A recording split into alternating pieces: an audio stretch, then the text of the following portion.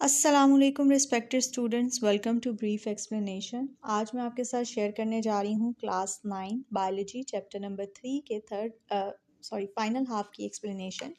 Final half का पहला topic है सेल स्पेशलाइजेशन। मल्टी सेलुलर जो ऑर्गेनिज्म होते हैं यानी जो एक से ज़्यादा सेल से बने होते हैं उनमें डिफरेंट टाइप ऑफ सेल्स पाए जाते हैं और हर सेल का अलग स्पेशल स्ट्रक्चर होता है और वो अलग डिफरेंट स्पेशल फंक्शन परफॉर्म करता है। कुछ सेल्स जो हैं उनके दरमियान डिवीजन ऑफ लेबर भी होती है और कुछ सेल्स जो हैं वो सिंगुलर अपना काम करते हैं।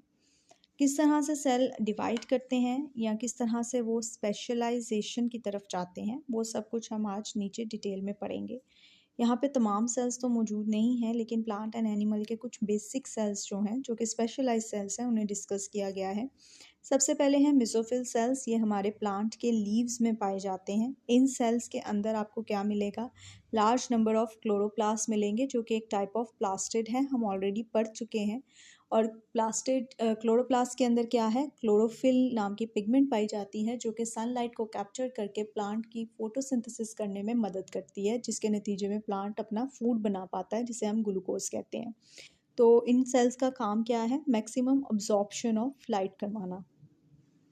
उसके बाद आ जाते हैं एपिडर्मल सेल। बेटा डर्मस का वर्ड स्किन के लिए यूज़ होता है। एपिडर्मल सेल यानी outermost cell, outermost layer of the skin. Plant की स्किन की बात हो रही है। ये फ्लैट होते हैं यानी बिल्कुल चपटे और टाइटली पैक्ड होते हैं। इनका काम क्या होता है, इंटरनल टिश्यूज़ को प्रोटेक्ट करना। उसके अलावा अगर ये मॉडिफाई कर लें, खुद को मज़ीद बेहतर कर लें तो ये और काम भी और फंक्शन भी परफॉर्म कर सकते हैं। जैसे कि प्लांट की अगर आप रूट्स को देखें, उसकी जड़ों को देखें तो उसकी जड़ों में एपिडर्मस के ही सेल क्या करते हैं, रूट हेयर सेल्स कैरी करते हैं और वो रूट हेयर सेल्स आगे जाकर रूट हेयर बनाते हैं। और रूट हेयर का काम क्या होता है, प्लांट में वाटर एंड मिनरल की ऑब्जॉर्प्शन को इंक्रीज़ करना। उसके अलावा अगर आप देखें तो लोअर एपिडर्मिस जो होती है लीव्स की, यानी नीचे वाली जो एपिडर्मिस की लेयर है, वो बाद उसके अंदर गार्ड सेल्स मौजूद होते हैं। वो किस चीज़ को रेगुलेट करने का काम करती है, opening and closing of stomatas को। ठीक है, और इस प्रोसेस को जो है हम डिटेल में आगे पढ़ेंगे। अभी यहाँ पे सिर्फ इतना ही है, opening and closing of stomatas, जो कि गैसेस एक्सचेंज के लिए बहुत इंपॉर्टेंट है। नेक्स्ट सेल्स हैं हमारे मसल सेल्स, जो कि आपको पता है एनिमल्स में कॉन्ट्रैक्शन एंड रिलैक्सेशन के लिए आप यूज़ करते हैं। मसल सेल्स लंबे लंबे होते हैं, इलोंगेटेड सेल्स होते हैं और ये एक्टिन प्रोटीन से बने होते हैं। इनके अंदर एक्टिन के अलावा और भी कॉन्ट्रैक्टाइल प्रोटीन्स मौजूद होती हैं। 3 किस्म के यहाँ पे उन्होंने आपको सेल बताए हैं, skeletal cells, cardiac cells and smooth muscle cells. Skeletal cells नाम से पता चल रहा है स्केलेटन, ठीक है। ये वो सेल्स हैं, ये वो मसल्स हैं जो हमारी बोन्स के साथ अटैच होते हैं। ये लंबे होते हैं, लंबे लंबे और रेशेदार। स्टेरेटेड का मीन्स धागे धागे अलग अलग आपको नज़र आता है, एक एक रेशा। यहाँ पे उन्होंने नीचे डायग्राम में भी उन्हें लाइट एंड डार्क कलर से एक दूसरे से स्टेरेट कर कर दिखाया है आपको। देन है कार्डिक। अच्छा बेटा, ये जो है muscle cells, skeletal muscle cells, ये वॉलंटरी हैं। हमें पता है हम अपने मसल्स जो हैं वो अपनी मर्ज़ी से मूव कर सकते हैं, तो इनका एक्शन वॉलंटरी है। हम इन्हीं की मदद से मूवमेंट एंड लोकोमोशन परफॉर्म कर पाते हैं। लोकोमोशन भी हरकत को ही कहते हैं, एक जगह से दूसरी जगह जाने को। देन है कार्डिक मसल सेल्स, ये ब्रांच्ड होते हैं और ये भी स्टेरेटेड हैं, ये भी रेशेदार हैं। हार्ट की वॉल्स में पाए जाते हैं। कार्डिक का वर्ड जिधर भी आएगा आपने हार्ट समझ जाना है कि हार्ट का लफ्ज़ है, हार्ट के बारे में बात हो रही है। हमें पता है हमारा हार्ट जो है वो इनवॉलेंट्री एक्शन परफॉर्म करता है, यानी वो खुद ब खुद अपना काम करता है, हमारा उसके ऊपर कोई कंट्रोल नहीं है। उसके बाद स्मूथ मसल सेल्स हैं, ये स्पिंडल शेप के होते हैं। स्पिंडल शेप होती है जो एंड से जाकर थोड़ी सी नुकीली हो जाए, ठीक है, जिसके एंड्स जो हैं वो थोड़े टेपर होते हैं। ये भी इनवॉलेंट्री होते हैं और ये हमारे इंटरनल ऑर्गन्स में मौजूद हैं। ये नॉन स्टेरेटेड हैं, इनमें रेशे मौजूद नहीं होते। ये हमारे पूरा एलिमेंट्री कैनाल यानी जो हमारी खुराक की नाली है उसमें, हमारे इंटेस्टाइन में, इन सब के अंदर ये है स्मूथ मसल जो सेल्स हैं ये मौजूद हैं। हमारी ब्लड वेसल्स के अंदर भी यही मौजूद है। देन न्यूरॉन्स, न्यूरॉन्स जहाँ पे भी आएगा आपने समझ जाना है, जितने भी सेल हमारा ब्रेन और नर्वस सिस्टम बनाते हैं उन्हें हम न्यूरॉन्स कहते हैं। न्यूरॉन का काम क्या है, नर्व इम्पल्स को पूरी बॉडी में लेकर जाना। न्यूरॉन का अगर हम स्ट्रक्चर देखें तो इसका स्ट्रक्चर में 2 हिस्से आपको नज़र आएंगे, cell body and its tail. Cell body के अंदर छोटा सा न्यूक्लियस आपको नज़र आ रहा है और सेल बॉडी के पास से एक्सटेंशंस निकल रही हैं, इन्हें हम कहते हैं डेंड्राइट्स। इनका काम है सेल से नर्व इम्पल्स रिसीव करना। डेंड्राइट्स का काम क्या है? नर्व इम्पल्स रिसीव करना और उसे सेल बॉडी की तरफ लेकर आना।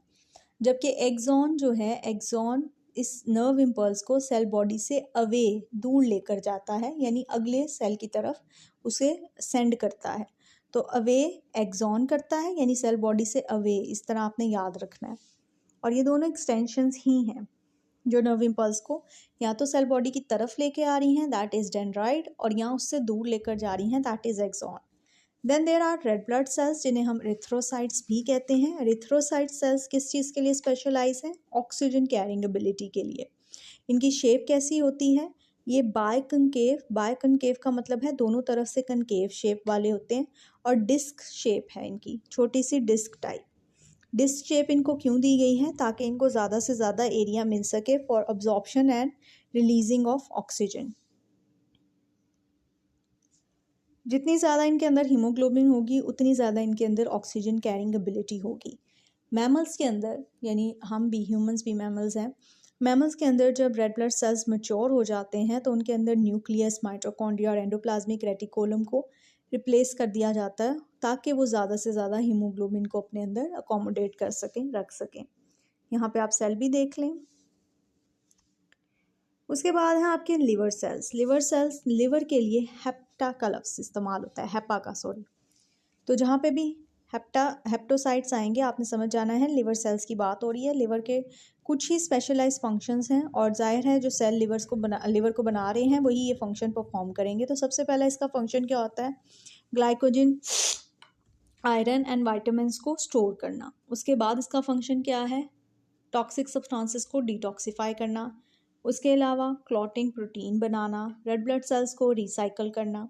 इसके अंदर प्रोमिनेंट न्यूक्लियाई मौजूद होता है ताकि ये ज़्यादा से ज़्यादा काम कर सके, ज़्यादा से ज़्यादा एंजाइम और प्रोटीन बना सके। उसके अलावा लिवर सेल्स के अंदर माइटोकॉन्ड्रिया भी ज़्यादा होते हैं क्योंकि इसने काम बहुत ज़्यादा करना होता है, तो इसे एनर्जी भी ज़्यादा चाहिए। तो वो एनर्जी बनाने के लिए कौन रिस्पॉन्सिबल है? माइटोकॉन्ड्रिया, जो कि एनर्जी को एटीपी की फॉर्म में देते हैं। उसके बाद इसमें स्मूथ एंडोप्लाज्मिक रेटिकुलम भी बहुत ज़्यादा हैं, उनका नेटवर्क भी फैला हुआ है क्योंकि वो डिटॉक्सिफाई करते हैं और लिपिड सिंथेसिस में हेल्प करते हैं। उसके अलावा लार्ज नंबर ऑफ पेरोक्सिसोम्स भी हैं। पेरोक्सिसोम्स का काम क्या है? इनके अंदर ऐसे एंजाइम्स होते हैं जो टॉक्सिक सब्सटेंसेस को न्यूट्रलाइज करने का काम करते हैं। ब्लू बॉक्स में जैसे लिखा भी हुआ है कि अमोनिया टॉक्सिक है, उसको लेस टॉक्सिक बना दिया जाएगा लिवर के थ्रू, किस में कन्वर्ट करके? यूरिया में कन्वर्ट कर। और उसके अलावा इसमें बाइल डक्ट्स भी मौजूद होते हैं, छोटे छोटे डक्ट्स, जो कि लिवर सेल्स के अंदर क्या काम कर रहे होते हैं? कलेक्ट कर रहे होते हैं और ट्रांसपोर्ट कर रहे होते हैं बाइल को। बाइल एक लिक्विड है बेटा जो कि खाने के डाइजेशन वगैरह में हमारी बॉडी की हेल्प करता है, तो उसे बाइल डक्ट्स के थ्रू, इन स्मॉल डक्ट्स के थ्रू लिवर जो है वो ट्रांसपोर्ट भी कर रहा होता है और कलेक्ट भी कर रहा होता है। Then division of labour within and across the cell. Within cell के अंदर किस तरह से अलग अलग पार्ट्स जो हैं वो अलग अलग काम ले लेते हैं, परफॉर्म करते हैं, अलग अलग फंक्शन परफॉर्म करते हैं। और अक्रॉस द सेल, एक बॉडी के अंदर किस तरह से अलग अलग सेल जो हैं वो बॉडी के फंक्शंस को आपस में डिवाइड कर लेते हैं, जिससे उसकी एफिशिएंसी भी बढ़ती है और फंक्शनैलिटी भी बढ़ती है। फॉर एग्जांपल, एक सेल के अंदर अगर हम देखें तो उसके अंदर अलग अलग ऑर्गेनेलीज हैं, जैसे माइटोकॉन्ड्रिया है, उसने एनर्जी ले ली कि मैं एनर्जी प्रोड्यूस करूँगा। एंडोप्लाज्मिक रेटिकुलम है, वो प्रोटीन और लिपिड सिंथेसिस के लिए काम कर रहा है। लाइसोसोम है जो वेस्ट मटेरियल को ब्रेक डाउन कर रहा है। इसी तरह हमारा न्यूक्लियस है जो सेल की बाकी एक्टिविटीज़ को कंट्रोल कर रहा है। तो इस तरह से सेल के अंदर हमने क्या किया? डिवीजन ऑफ लेबर कर ली, काम को बांट लिया। जैसे घर में हम काम को बांट लेते हैं ताकि घर का जो है वो निज़ाम स्मूथली चलता रहे, वैसे ही सेल ने भी अपने अंदर काम को बांट लिया। फिर अक्रॉस द सेल है तो वो मल्टी सेलुलर ऑर्गेनिज्म में आपको पता है अलग अलग type of cell specific role करते हैं परफॉर्म। जैसे मसल सेल्स हैं वो मूवमेंट और कंट्रैक्शन ही करवाएंगे, नर्व सेल्स हैं वो मैसेज को ही ट्रांसमिट करेंगे, रेड ब्लड सेल्स हैं वो ऑक्सीजन को ही लेकर जाएंगे। इसकी वजह से क्या होता है? वाइड रेंज ऑफ फंक्शंस जो हैं वो मैनेज हो जाते हैं पूरी ह्यूमन बॉडी के अंदर बहुत आसानी से। देन है स्टेम सेल्स। बेटा सेक्सुअली रिप्रोड्यूसिंग ऑर्गेनिजम्स, यानी जिनके अंदर स्पर्म एंड एग मिलकर मतलब नया ऑर्गेनिज्म बनाते हैं, उनको कहते हैं सेक्सुअली रिप्रोड्यूसिंग ऑर्गेनिज्म। उनमें तमाम सेल्स यानी बॉडी के जितने भी सेल्स हैं वो एक बेसिक सेल से निकलते हैं जिसे हम कहते हैं जाइगोट। जाइगोट कैसे बनता है? जब एग और स्पर्म मिलते हैं तो वो जाइगोट बनाता है। जाइगोट के अंदर देन माइटोसिस होती है। माइटोसिस के नतीजे में पूरा ऑर्गेनिज्म बनता है और उस ऑर्गेनिज्म में आपको पता है अलग अलग टाइप ऑफ सेल्स पाए जाते हैं। अब देखिए, ये जो जाइगोट है ये एक अनस्पेशलाइज्ड सेल है, यानी इसका अपना कोई खास फंक्शन नहीं है, लेकिन इसके अंदर ये एबिलिटी है कि ये आगे जाकर डिवाइड होकर खुद को अलग अलग डिफरेंट किस्म के सेल्स में बांट लेगा और उस हर एक सेल का अलग अलग फंक्शन होगा, वो फंक्शनल होगा, वो स्पेशलाइज्ड होगा। तो कोई भी ऐसा सेल जो कि खुद अनस्पेशलाइज्ड हो, यानी उसका खुद कोई महसूस फंक्शन नहीं है, लेकिन वो आगे जाकर स्पेशलाइज्ड सेल्स प्रोड्यूस कर सके, यानी वो ऐसे महसूस फंक्शन वाले सेल्स प्रोड्यूस कर सके तो उसे हम कहते हैं स्टेम सेल। स्टेम सेल, अब आप देखें, ड्यूरिंग डेवलपमेंट जितने भी अर्लीस्ट स्टेम सेल्स हैं यानी जाइगोट हैं वो डिवाइड करता है और डिफरेंट सेल लाइंस बनाते हैं जो कि बाद में खुद को अलग अलग सेल्स में डिफ्रेंशिएट करते हैं। जैसे कि स्किन सेल अलग बनते हैं, मसल सेल्स अलग बनते हैं, नर्व सेल्स अलग बनते हैं, ब्लड सेल्स अलग बनते हैं। यहाँ पे एक डायग्राम से भी उन्होंने शो किया है कि सिर्फ एक जाइगोट से आपकी बॉडी के बाकी तमाम सेल्स बनते हैं। उसके अलावा स्टेम सेल्स के अंदर डिफरेंट पार्ट्स ऑफ बॉडी बनाने की भी सलाहियत है थ्रू आउट योर लाइफ, आपकी पूरी ज़िंदगी में। इसमें डिफरेंट पार्ट्स ऑफ बॉडी में किन चीज़ों की बात कर रही हूँ मैं क्लियर कर दूँ कि अगर हम ह्यूमन और एनिमल की बात कर रहे हैं तो ह्यूमन और एनिमल में कुछ ऐसे ऑर्गन्स हैं जैसे कि स्किन जो कि रीजनरेट हो जाती है। जब हम लोगों को कोई ज़ख़म हुआ होता है तो हमें पता है कि वो भर जाता है, उसकी जगह पे नया स्किन आ जाती है, नई स्किन आ जाती है। तो हीलिंग ऑफ वुंड्स इसकी एक एग्जांपल है। उसके अलावा स्टेम सेल्स जो हैं वो लिवर को भी बॉडी में जो डैमेज हुई है उसे रिपेयर करने में हेल्प करते हैं। बोन मैरो को भी डिफ्रेंशिएट करने में हेल्प करते हैं कि बोन मैरो से different type of blood cells बने और इम्यून सेल्स बने।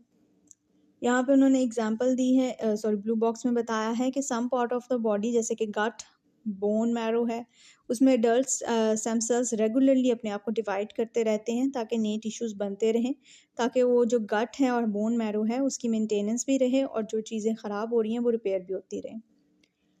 बेटा, मैंने जितना हो सके उतना ब्रीफली आपको ये चैप्टर एक्सप्लेन करने की कोशिश की है। आई होप आप लोगों को समझ आई हो, और अगर आपको समझ आई है तो काइंडली प्लीज़ चैनल को सब्सक्राइब कर दें, वीडियो को लाइक करें और अपने दोस्तों के साथ ज़रूर शेयर करें, क्योंकि अगर आपकी हेल्प हो रही है तो इंशाल्लाह उनकी भी हेल्प होगी। And I am sorry for late uploading, but कुछ पर्सनल रीजंस की वजह से मैं अपलोड नहीं कर पाती। अभी भी तबीयत थोड़ी सी नासाज है, लेकिन इंशाल्लाह मैं कोशिश करूँगी रेगुलर होने की। आई होप मेरी जितने भी एफ़र्ट्स हैं वो आप लोगों के लिए काम मतलब करें और आप लोगों के कहीं ना कहीं ज़रूर काम आए। यहाँ तक वीडियो देखने का बहुत शुक्रिया आप सबका। जज़ाकल्लाह खैर।